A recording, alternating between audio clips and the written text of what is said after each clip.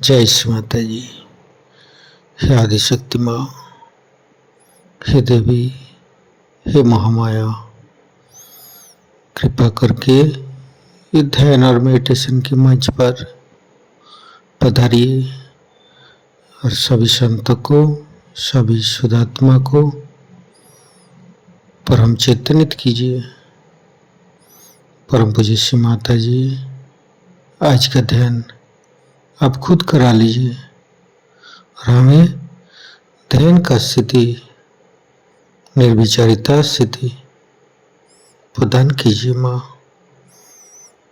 परम पूज्य श्री माता जी, सारे विश्व की सभी संत आपके श्री चरण में एकत्रित हुई है, कृपा करके आप पधारिए। परम पूज्य श्री माता जी, आपके श्री चरण कमल पर कोटि कोटि नमन।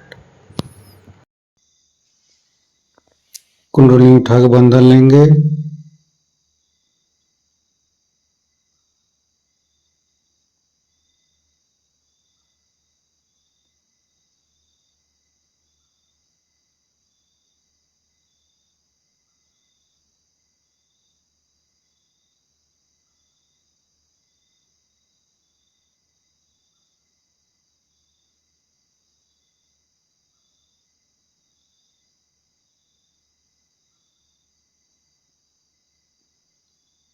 तीनों महामंत्र।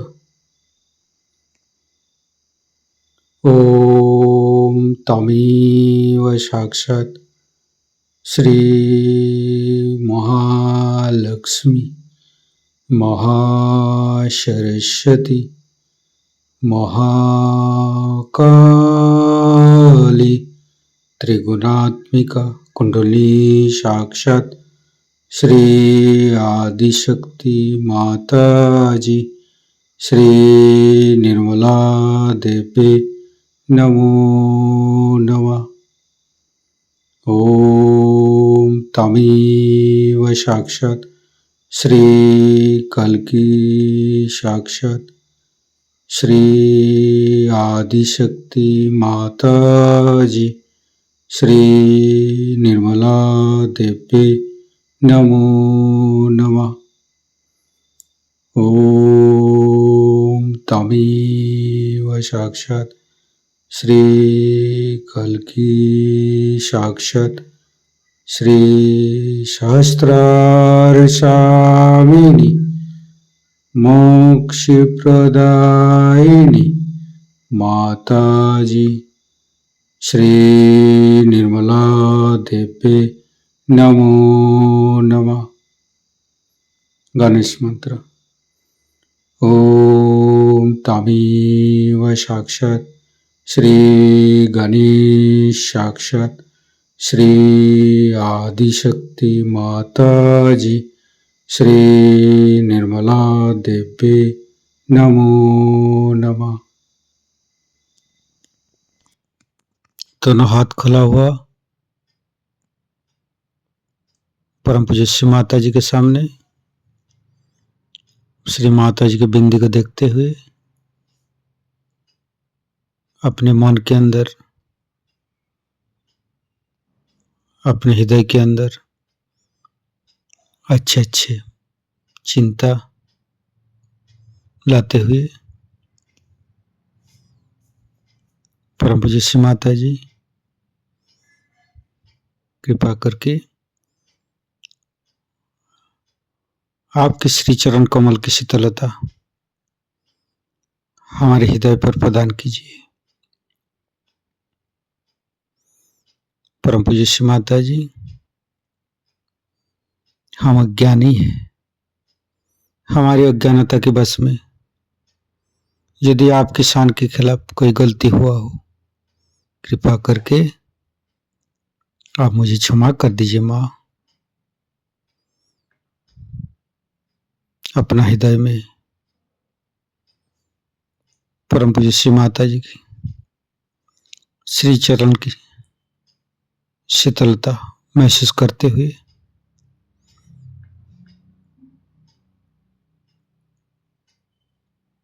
धीरे धीरे चित्त को मूलाधार चक्र पर परम पूज्य श्री माता जी, आप ही तो प्रभु गणेश है। कृपा करके हमारे शरीर के अंदर तीनों नाड़ी सातों चक्र में समस्त दोषों को, समस्त रोगों को दूर कीजिए। हे प्रभु गणेश, कृपा करके आप हमारे अंदर आइए।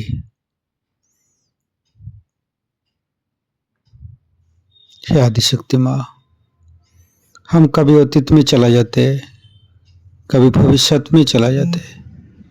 कृपा करके अतीत और भविष्य को छोड़ के हमें वर्तमान में स्थापित कीजिए। वर्तमानी धर्म है माँ, वर्तमानी सच है। कृपा करके हमें वर्तमान में स्थापित कर दीजिए। हम सारे समय, सारे पल, सारे दिन परम चैतन्य माँ के साथ चलते रहते हैं। हमारे सांसें, हमारे जीवन, हमारे समय इस चैतन्य लहरी के साथ, इस चैतन्य लहरी की शक्ति से चलते हैं, जो कि हम सहयोग से ही श्री माता जी के पास से प्राप्त हुई है। धीरे धीरे चित्त को तीनों स्वादिष्ठान को देखेंगे।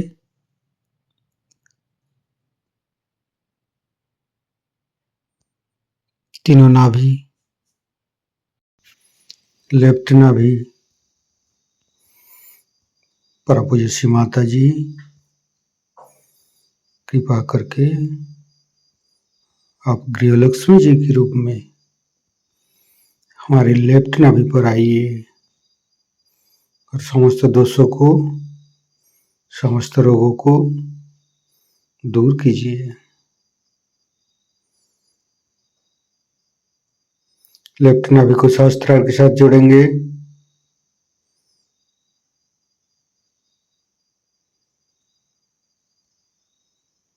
फिर चित्त को राइट नाभि, परम पूज्य श्री माता जी, कृपा करके आप हमारी राइट नाभि पर श्री राज लक्ष्मी जी के रूप में पधारिए। समस्त दोषों को, समस्त रोगों को दूर कीजिए।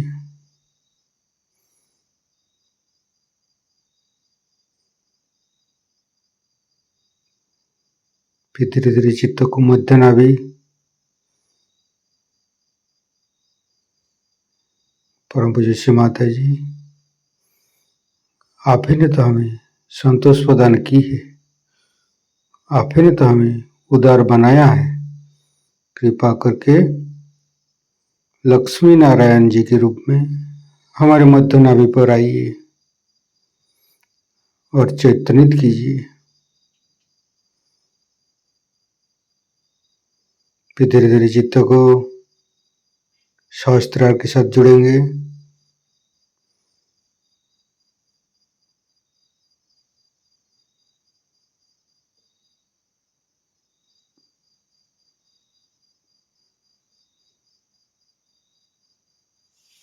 फिर तीनों हृदय, लेफ्ट हृदय, परम पूज्य श्री माता जी, आपकी परम कृपा में तो हम शुद्ध आत्मा है।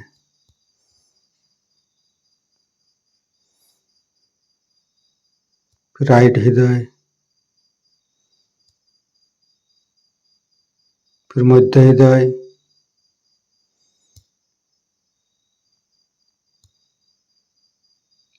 विशुद्धि, राइट विशुद्धि, लेफ्ट विशुद्धि, परम पूज्य श्री माता जी, आपकी परम कृपा में हम संपूर्ण निर्दोष है माँ। मध्य विशुद्धि, फ्रंट आज्ञा, बैक आज्ञा, सहस्त्रार। परम पूज्य श्री माता जी, हमारे अंदर अहंकार पति अहंकार को दूर करके हमारे सहस्त्रार पर आइए, समस्त ब्रह्मरंध को खोल दीजिए।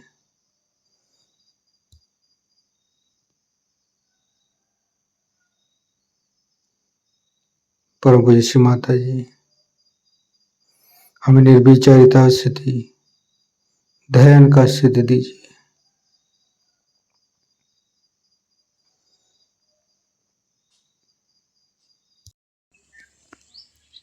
सहस्त्रार के साथ एक एक चक्र को जोड़ेंगे। मूलाधार, स्वादिष्ठान, नाभि, हृदय, विशुद्धि, आज्ञा, संपूर्ण चित्त सहस्त्रार पर रखेंगे। परम पूज्य श्री माता जी, हमारे ऊपर ऐसी कृपा कीजिए ताकि आपकी वाणी को हम सहस्त्रार से ग्रहण कर सके। संपूर्ण चित्त सहस्त्रार पर परम पूज्य श्री माता जी को अमृत बनी हम सहस्त्रार से ग्रहण करेंगे। इसको हम बुरा भी कहें वो भी दीजिए। फिर जो इविल करके जो चीज है वो आप जहाँ खड़े होंगे वो खुद ही भाग खड़ी हो जाएगी, वहां रहेगी, कुछ आप पे असर ही नहीं आने वाला उस चीज। ये दशा जब आ जाएगी तब फिर माँ का प्रोटेक्शन की क्या जरूरत है, आप खुद ही बड़े हो जाएंगे। तब फिर आपको किसी का पकड़ेगा नहीं, किसी का कुछ नहीं, कोई कहीं पर भी कुछ हो आप जाइएगा, आप देखिएगा कुछ नहीं, जो जहाँ पहुंचे वहीं सब भाग रहे हैं, वहां खुद ही वो टिकने नहीं वाले। इतनी समर्थता जिस दिन आ जाए उस दिन ये प्रश्न हमेशा के लिए टूट जाए। लेकिन जैसा मैंने उसके लिए कहा था कि उसके दो ही तरीके हैं, एक तो अंदर का मेडिटेशन और एक बाहर का देना। अब अपने आप के हाथ से चीज जा रही है। पहले तो कहते हैं कि भाई अच्छा कर्म करो, अच्छा करो बुरा करो, अच्छा और बुरा ये भी मनुष्य का विचार हो जाए। जब कर्म अकर्म हो जाए, माने कर्म की भावना ही नहीं रहे कि हम कर्म कर रहे हैं, जैसे सूर्य की रोशनी है, वो कौन सा कर्म कर रहा है, वो अकर्म में है, लेकिन कर्म तो हो रहा है उसके हाथ। जिस वक्त में पूरी तरह से अकर्मता आ जाए, माने हाथ में से चीज बह रही है और हो रहा है, तो जो कुछ भी अपने अंदर कर्म पहले के इकट्ठे हुए हैं, जिसको कहते हैं कि कर्म फल आपको भोगना पड़ेगा। बहुत से लोग बीमार आते, माता जी हमारे कर्म के फल है, आप क्या ले लीजिएगा, हमने कहा ले लेंगे, कोई चिंता की बात नहीं। गंगा जी में आए तो धुल जाना ही चाहिए सब चीज। तो अगर आपके कर्मों के फल आपके हाथ पैर अगर दुख रहे हैं या कुछ आपको बीमारी हो गई, कुछ तकलीफ हो गई, तो ऐसी कोई बात नहीं, वो तो हम ले ही सकते। लेकिन आपके कर्म शरीर से उठ करके मन में चलेंगे। अब मन में के कर्म कैसे निकलेंगे? वो तो यहां से भाग खड़े होंगे माता जी की वजह से, चाहे शरीर ठीक हो, लेकिन अब मन के अंदर वो कर्म बैठे हुए हैं। आप पार भी हो गए तो भी अब ये गंदगी निकलेगी कैसे? इसलिए यही कर्म जब आप करते रहेंगे तो अकर्म में ये सब बह जाए, और जितना आप इस जन्म में कर डालेंगे उतना ही कर्म खत्म हो जाएगा।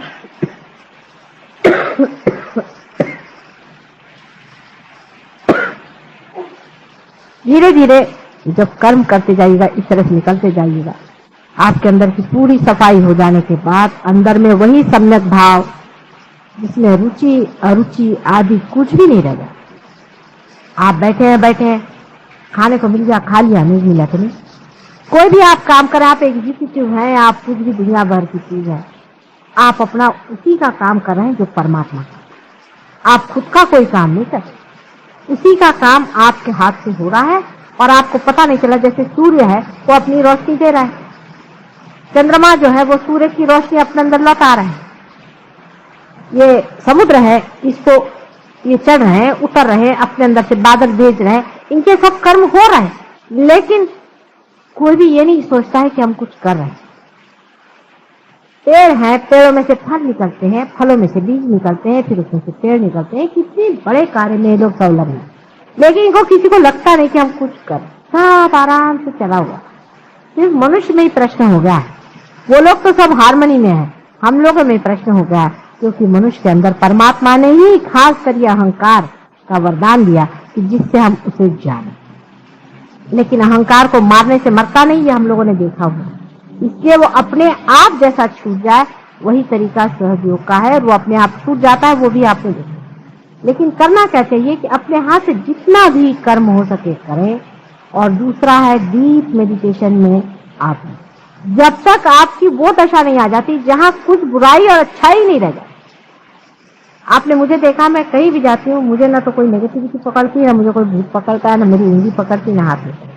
हर समय वैसा ही प्रवाह रहता है। अगर आप लोगों को अगर मेरे सर से कुछ गर्मी लगे, इसका मतलब है आप ही के अंदर कुछ न कोई दोष आ गया। ये इसका सामने आपके सामने उदाहरण है। मैं भी आप जैसी ही हूँ ना, लेकिन आपके सामने उदाहरण। इसी तरह से जब आप भी हो जाएंगे कि जिसमें ना तो कोई शैतान रह जाएगा, ना कोई बुरा रह जाएगा, जो आपके सामने आएगा वो आपके प्यार में घुलना ही चाहिए, और नहीं घुले तो वो भाग जाए। ऐसी जिस दिन दशा आएगी उस दिन फिर आपको इस प्रोटेक्शन की जरूरत नहीं रहेगी। और प्रोटेक्शन के बहुत सारे तरीके आप ही लोगों ने ढूंढ के निकाले। उसमें से कुछ तरीके जो हैं, आप चाहे तो ये लोग बता सकते हैं आपको, कोई भी यूज करके जो ये लोग इस्तेमाल करते हैं, या आप इनसे पूछ सकते हैं। जैसे फोटो पर लेना, पैर से निकालना, पानी से निकालना, अपने ही को अपना बंधन डालना आदि, नाम डिफरेंट नाम लेना वगैरह वगैरह, बहुत सारे सब कुछ प्रकार हैं।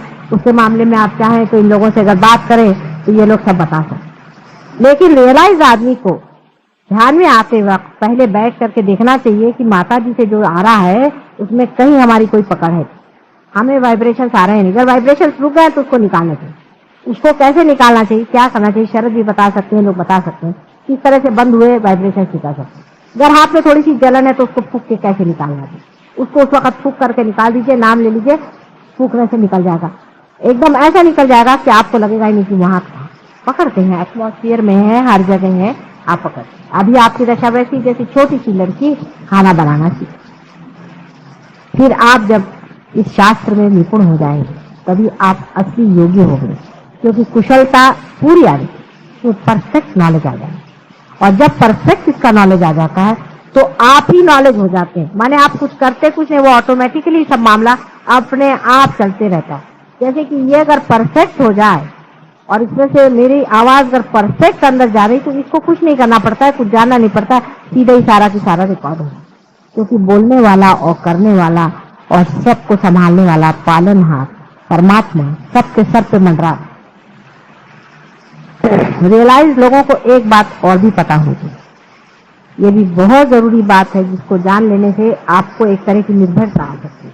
हर एक रियलाइज आदमी के ऊपर में देवता मंडराते हैं। जैसे किसी भी कहते हैं दुष्ट आदमी के ऊपर में भूत मंडराते हैं, वैसे ही बहुत लालायित हैं सारे देवता लोग उन लोगों की मदद करने के लिए जो रियलाइज है। उनको सुगंध आती है और वो बराबर उनके आसपास मंडराते हैं।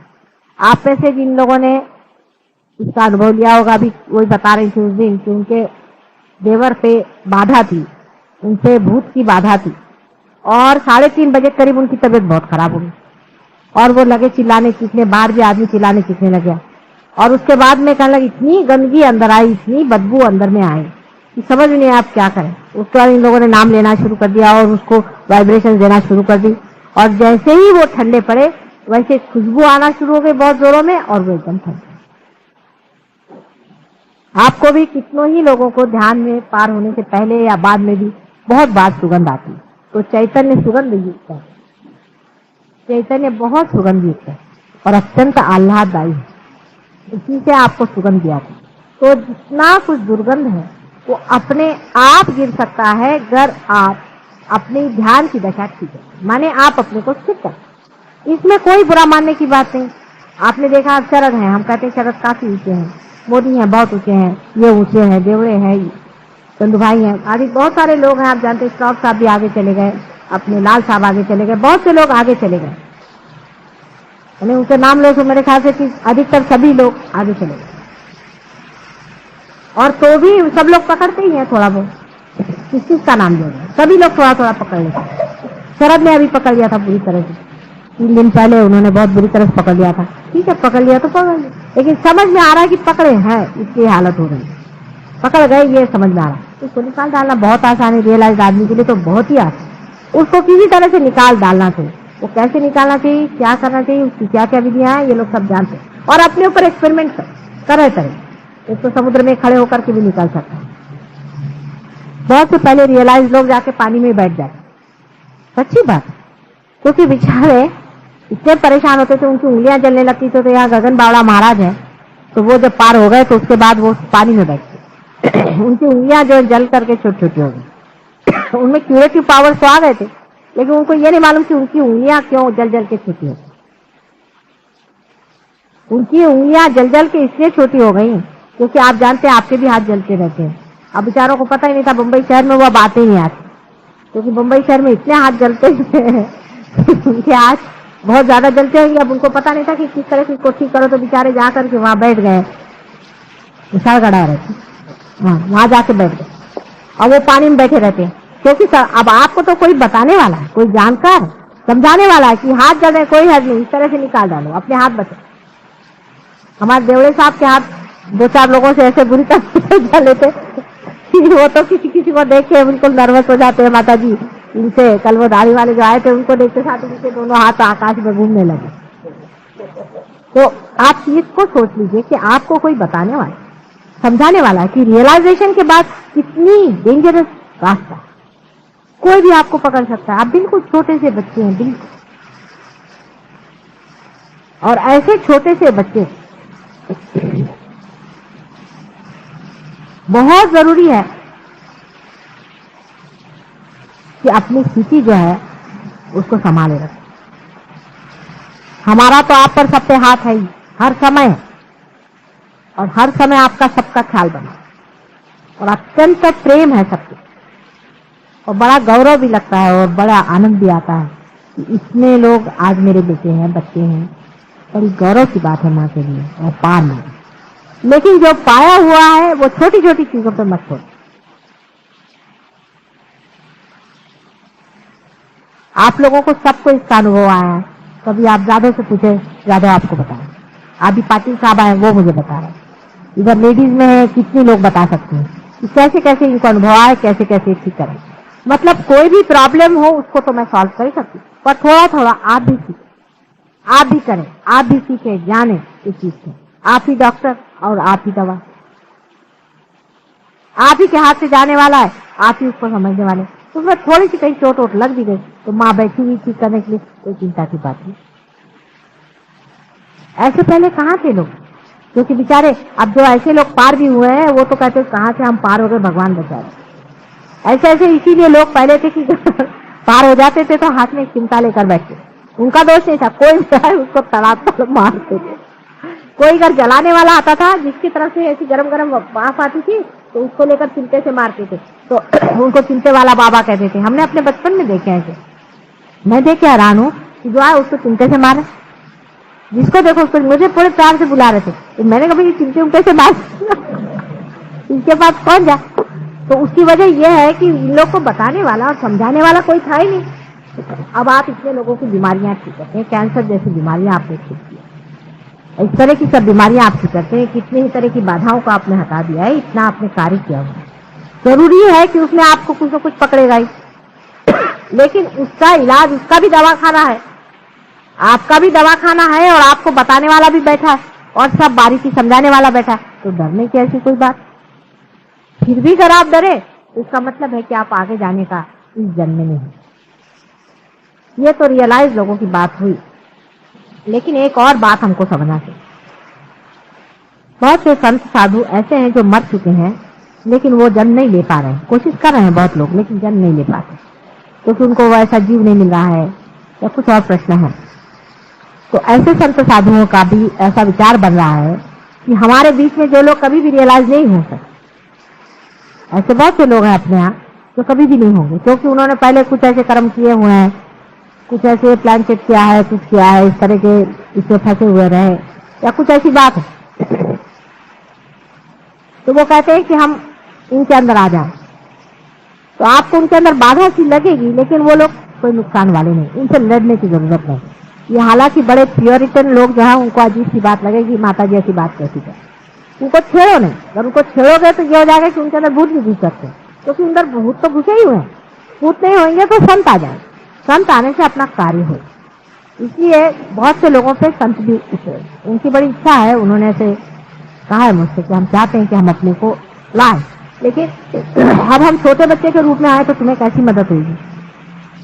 इसलिए बेहतर है कि ऐसे लोग जो तुम्हारे इसमें आते हैं और जो पार होने के हमें दिखाई नहीं देता, ऐसे बहुत से लोग, वो अगर पार भी नहीं हो रहे हैं तो भी आपको उनसे मिलने की जरूरत है, पर वो आते रहेंगे हमेशा का। वो 4 साल आएंगे, नहीं 6 साल आएंगे, वो 10 साल भी आए, कोई है उनसे भिड़ना। आ रहे हैं, बैठने दो, आपको मालूम है पार नहीं है। जो एक बार पार हो गया वो तो पार होता रहेगा, लेकिन जो हुआ ही नहीं पार और डावाडोल चल रहा है, उससे भिड़ने की जरूरत है। ये आज आपको मैं एक सीक्रेट बात, उन पे भी संत ही लोग काम करें, क्योंकि बगैर उसके काम नहीं बन रहा। भूत बाधा जो है उसको भगाने के लिए संत ही लोग काम करेंगे, क्योंकि आप लोगों को तो वो दिखाई नहीं देता, आप तो उस परलोक में तो जा नहीं सकते, तो उन्हीं को ये कार्य करने दीजिए। तो वो लोग कहते हैं कि हम आकर के इससे कार्यान्वित रहेंगे और आपके कार्य को हम बढ़ाएंगे। वो आपको किसी को ठीक नहीं करेंगे, कुछ नहीं करेंगे, पर वो इस तरह का कार्य करेंगे कि वो दूसरों के साथ में, जैसे ऐसे लोग हैं वो ज्यादा भाषा प्रवण होंगे, वो बोलेंगे अच्छे, लोगों को खींच करके लाएंगे, बहुत से और लोगों को लाएंगे जिनको आना। ऐसे हमारे पास में एक साहब थे, उन्होंने हमारे ऊपर आर्टिकल भी लिखा था, पर वो कुछ ज्यादा ही बिचकाए गए तो वो भाग गए, उनको कभी पार नहीं होने वाले। इन पर एक दूसरे आ गए, उन्होंने कहा चलो लिखो इनके ऊपर, तो वो लिखने लगे हमारे ऊपर। फिर उसके बाद में वो जरा कुछ बेचारे इसलिए चक्कर में फंस गए कि वहां पर दूसरा ही रंग चल गया, तो वो उसी में फंस। तो ऐसे लोगों को बचाना चाहिए, उनको संतों ही के साथ रखो, कम से कम सदाचार में रहेंगे और अपने यहाँ आने से उनके ऊपर कभी भूत बाधा नहीं आएगी, उनको शारीरिक पीड़ा नहीं होगी, उनको मानसिक पीड़ा नहीं होगी, उनकी बुद्धि सरेगी, क्योंकि संत किसी को सताते हैं, इसलिए उनके अंदर संत ही लोग आए। लेकिन जो महंत है वो भी आपके ऊपर मंडरा रहे हैं, वो आपकी मदद कर रहे हैं, वो आपको बहुत सारी बातों से बचाएंगे और आपको संभालेंगे। आपके शारीरिक, मानसिक, बौद्धिक प्रोटेक्शन रहेगा, आपके संसार की जो काम है उसको देखेगा, आपके घर द्वार का जो काम है वो देखेगा, आपके बाल बच्चों को संभालेंगे, ये सब वो लोग करेंगे। लेकिन आप लोग अपने को पूरी तरह से परमात्मा में समझ, बहुत बड़ी आप पे जिम्मेदारी है। आज मैं चाह रही थी कि अगर किसी को कोई प्रश्न हो, कुछ डिस्कशन करना हो तो वो करें। दूसरे शौक साहब ने मुझे बहुत अच्छे और आप लोग बागीचे में जैसे गार्डनर होते हैं उस तरह से आपको इस बागीचे को कैसे, आपको इस बागीचे में कैसे रखना है, उसको किस तरह से ठीक लगाना है, कैसे चलाना है, वो सब आपको सोचना। वो आप सोच करके आप उसका बताएं कि कैसे। उन्होंने एक जो बात कही वो ठीक है, वो कह रहे थे कि अगर हम लोगों ने रियलाइजेशन दिया और उसके बाद हमने फॉलो अप नहीं किया तो रियलाइजेशन हो जाए, ये बात है।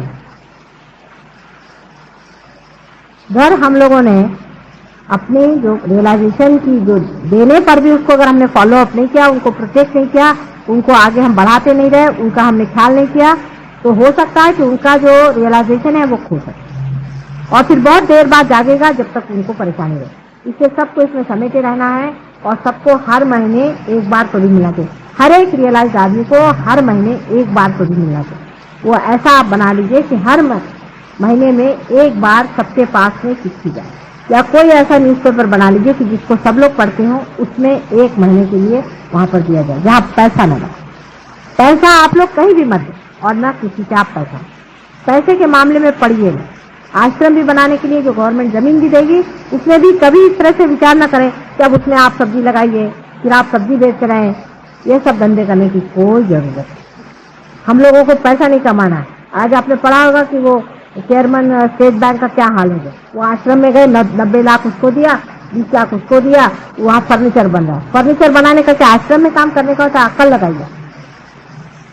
आप मेहरबानी से अपने इसमें फर्नीचर बनाकर उसको बेचिएगा नहीं तो कल देखिएगा कि हमारे पीछे लोग फर्नीचर बना रहे हैं, कोई जरूरत नहीं।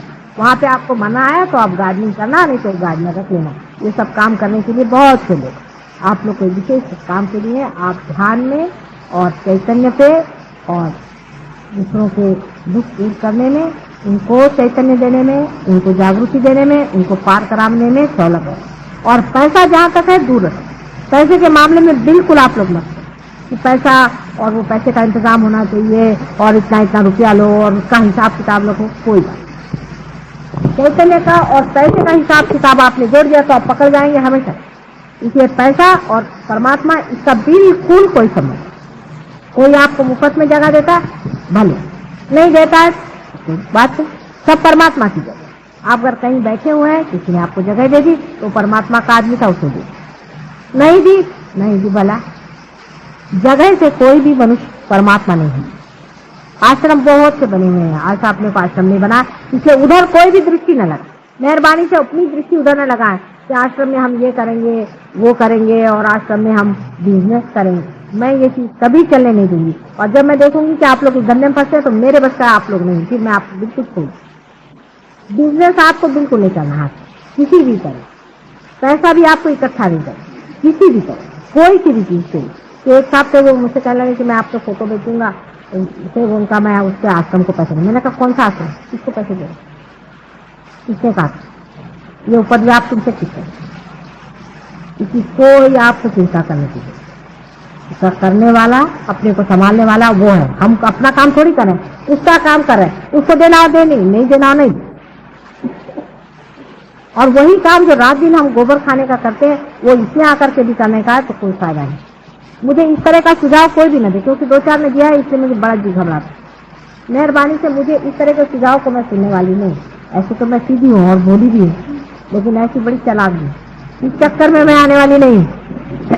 आपको पहले मैं बता देती कि पैसे के चक्करबाजी में आपने अगर मुझे चला है तो मैं उसमें चलने वाली नहीं। चाहे तो आप लोग पार हो चाहे नहीं हो, मेरा इससे कोई मतलब। पहले समझ लेना चाहिए कि पैसे का और इसका कोई भी संबंध कहीं भी किसी जगह भी नहीं। दूसरी चीज, राजकारण से इसका संबंध नहीं। अभी आपको ऐसा भी लोग आएंगे कि चलो तुम इलेक्शन में खड़े हो जाओ, तुम्हारा इतना फॉलोइंग है। आपको राजकारण में जाना तो आप राजकारण में जाए, लेकिन राजकारण मनुष्य ने बनाया, परमात्मा ने बनाया। जो परमात्मा की चीज है उसमें जब खड़ा होना तो इसका राजकारण से और सत्ता से कोई भी संबंध नहीं। ये पहली बात आती है। और इसका कोई भी पदवी से संबंध नहीं है। अगर आप ये सोचे साहब हम बड़े भारी ट्रस्टी हैं, यदि सब यहाँ तो 2-4 हैं बेचारे अभी, लेकिन कोई अपने को सोचे कि मैं बड़ा भारी एक इसका सेक्रेटरी हूँ समझिए, या मैं इसका चेयरमैन हूँ, मैं कल सोचूं मैं चेयरमैन हूँ, तो इसमें चेयरवेयर का कोई भी संबंध नहीं। और ना इसका कोई आसन है ना पीठ है। पहली बात समझिए, आपस में करने की बात है। ना इसका कोई पीठ है ना इसका आसन है। सुना क्या सगळे लोग पीठ बीठ काही काढायचं नाही, कळलं का? कोई पीठ निकालने का नहीं। नहीं तो आदि शंकराचार्य की गादी पर कौन बैठे हैं जो बिल्कुल नॉन रियलाइज लोग हैं? नथिंग। कोई गादी पर किसी के नहीं बैठने वाला, सब अपनी ही गादी पर बैठे। दूसरे की गादी पर बैठने से हमेशा आपको निकालने का डर रहता है। अपनी अपनी गादी पर सब लोग बैठेंगे और अपनी गादी से अपने पे ही राज करेंगे तो बहुत कुछ है। तो 2-4 चीजों को बिल्कुल गांठ बांध अपने। तीसरी चीज, सच्चरित्र, सदाचार और शुद्धता, इसके बगैर आप कुछ भी इस मार्ग में जाने। अगर आपके अंदर कोई ऐसी आते हैं उसको आपको छोड़ने का प्रयत्न करना ही होगा, मेरे पांव की कसम लेकर। असल में बात यह है कि अब आपके अंदर शक्ति है वो छोड़े। जैसे हिंदुस्तानियों की खास आदतें ये है आपस में बुराई करना। अब आप प्रेम में बंधे हुए हैं, हम लोग सब भाई बहन हैं। आपस में अगर किसी में कुछ हो भी गया, हो सकता है कोई किसी का पैर दिख भी जाए, तो जरूरी नहीं कि उसको जाकर सारे संसार में आप बदनाम करते थे। मुझे आकर आप बताएं उस चीज को हम ठीक कर सकते हैं। लेकिन जान दे करके भी अपने भाइयों को बचाने की आप पे पूर्ण जिम्मेदारी, भाइयों पर और बहनों। उसके लिए कुछ भी करना पड़े हमें उसको बचाना पड़ेगा। मतलब मॉरली, इसका मेरा मतलब नहीं आप उस किसी को पैसा दे फिर वही आता। आप किसी को पैसा उधार नहीं दे, तो अगर आपसे पैसा उधार मांगता है बिल्कुल एक कौड़ी मत, बिल्कुल देने की जरूरत है, इसमें पैसा उधार देने की जरूरत नहीं। कर कोई आदमी अपने स्पिरिचुअल लाइफ में, कुंडलिनी में उसका पतन हो रहा हो या उसको किसी तरह से गिर रहा हो, उसकी कोई आदत पड़ गई, उसकी सबको मिलकर मदद करनी चाहिए। उससे चक्र चलाओ अपने प्यार, पवित्रता पूरी हमारे अंदर जब तक नहीं आएगी तब तक हमारा कार्य बिल्कुल अधूरा रहेगा। आपको ये पता होना चाहिए कि सारी दुनिया की दृष्टि आप दिए लगा करके आप उसकी दिवाली सजा ले। लोगों की दृष्टि घर पे नहीं होती, उस दियों पर होते हैं जो जलते। आप हरेक के जीवन की और संसार की दृष्टि है कि आखिर ये जो बड़े पार हो गए और दुनिया भर की बीमारियां ठीक करें, इनका जीवन कैसे।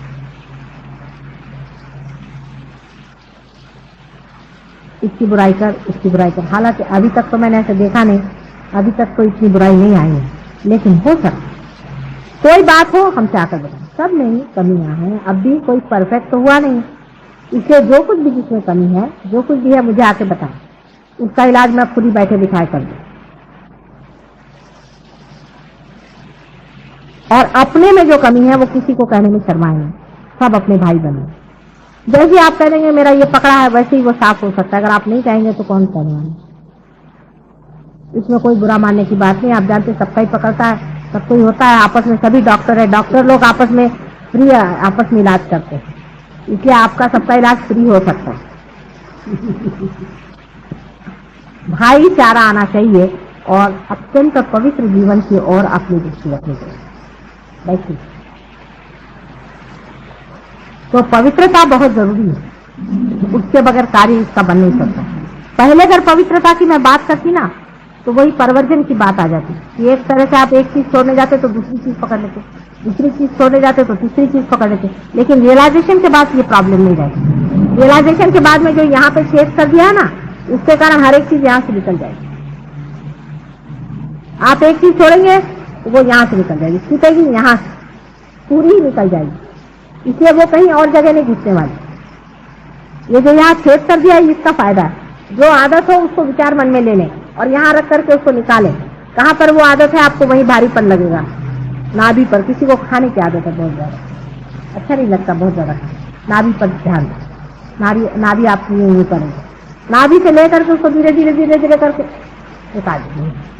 सब निकल, सब आपके यहाँ से निकलेंगी, सब गंदगी यहाँ से निकलेगी, सब अब उल्टी तरफ से, उल्टा पवन चल रहा है, उल्टी तरफ से चले। अभी देवड़े साहब ने मुझे बताया कि मैं यहाँ से अभी श्वास लेता हूँ।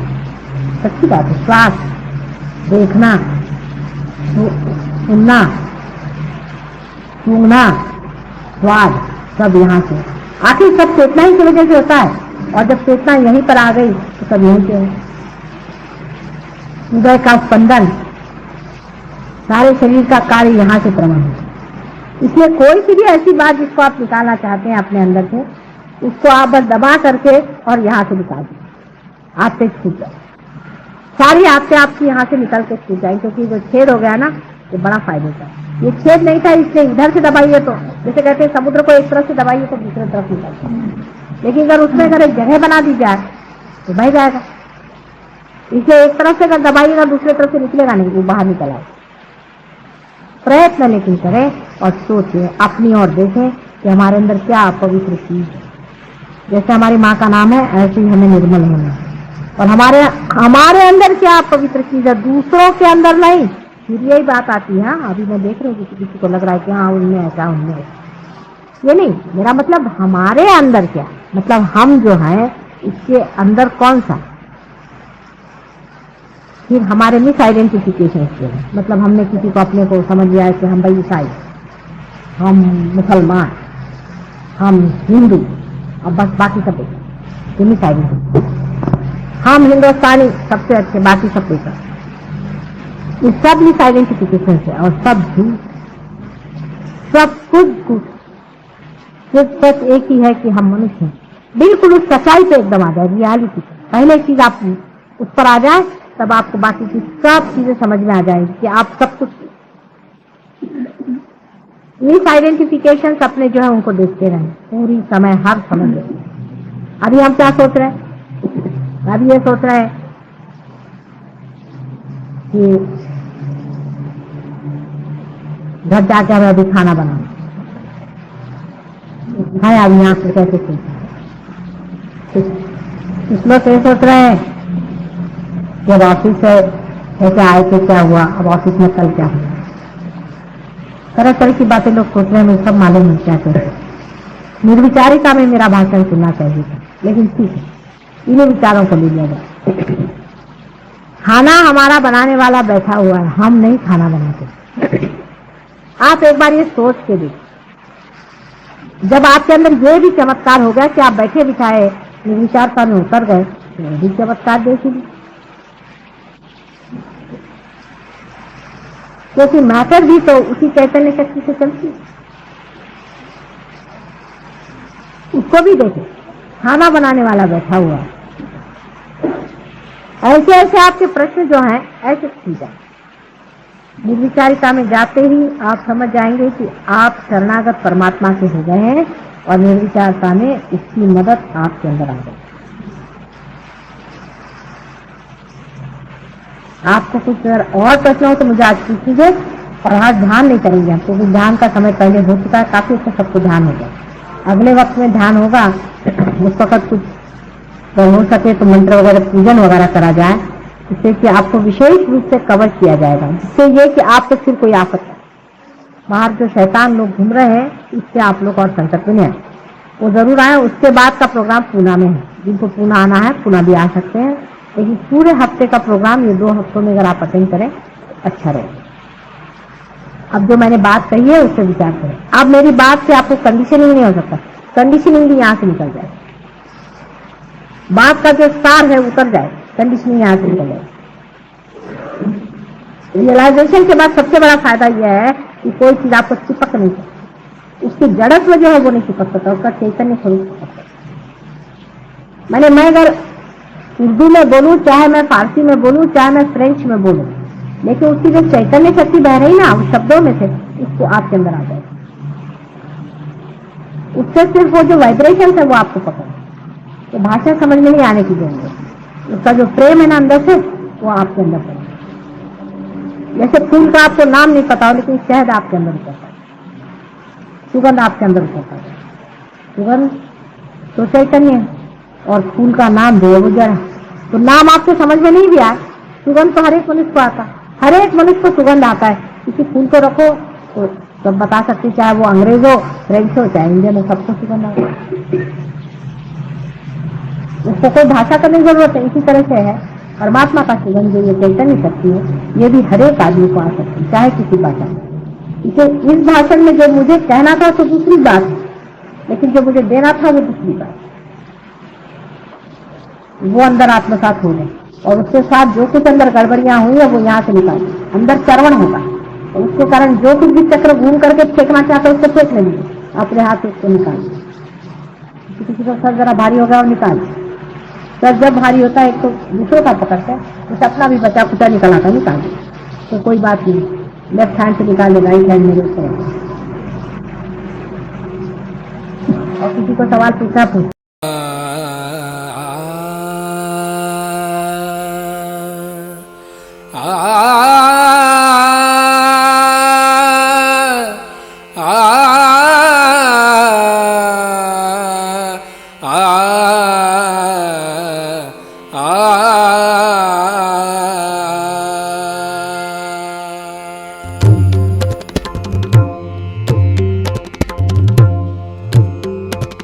नमो नमो श्री निर्मल माता, नमो नमो श्री निर्मल माता, नमो नमो श्री निर्मल माता।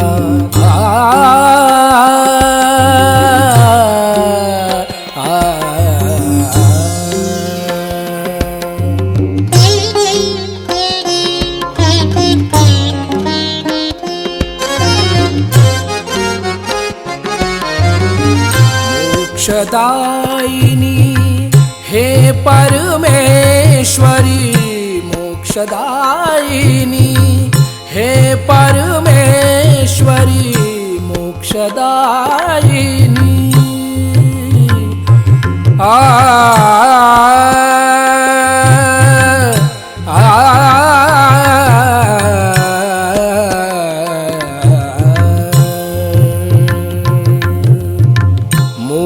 मोक्षदायिनी हे परमेश्वरी, हृदय निवासिनी नमो नमः हृदय निवासिनी नमो नमः नमो नमो श्री निर्मल माता नमो नमो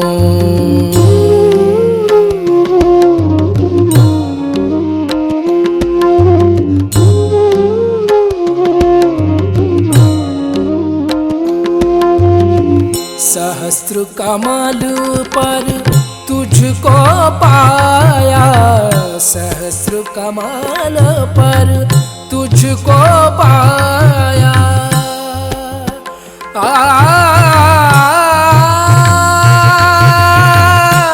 आ,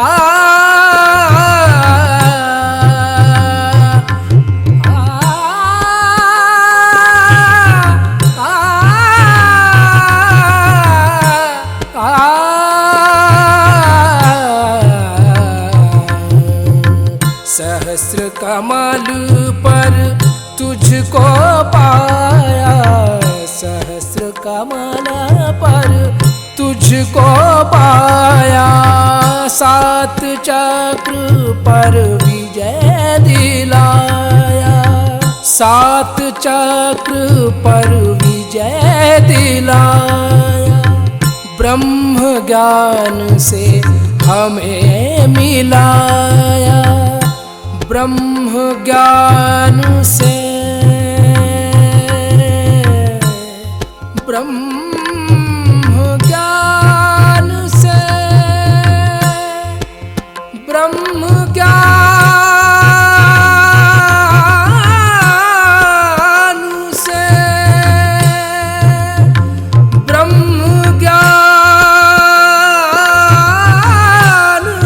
से ब्रह्म ज्ञान से हमें मिलाया नमो नमो श्री निर्मल माता नमो नमो श्री निर्मल माता नमो नमो श्री निर्मल माता नमो नमो श्री निर्मल माता नमो नमो नमो नमो नमो नमो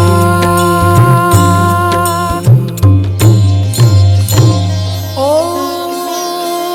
त्वमेव साक्षात् श्री सहस्रार स्वामिनी मोक्ष प्रदायिनी माताजी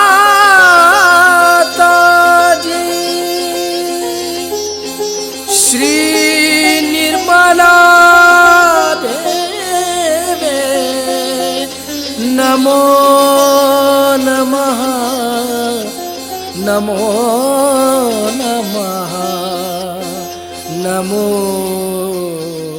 नमः। संपूर्ण ध्यान का स्थिति इसी ध्यान का स्थिति पत्र दे रहेंगे। परम पूज्य श्री माता जी परम चैतन्य अनुभव करते रहेंगे। दोनों हाथों पे सहस्त्रार पे परम पूज्य श्री माता जी आज अपने ध्यान करा के जो परम चैतन्य अनुभव कराया, इसके लिए मैं आपको कोटि कोटि नमन। कुंडली उठा के बंधन लेंगे।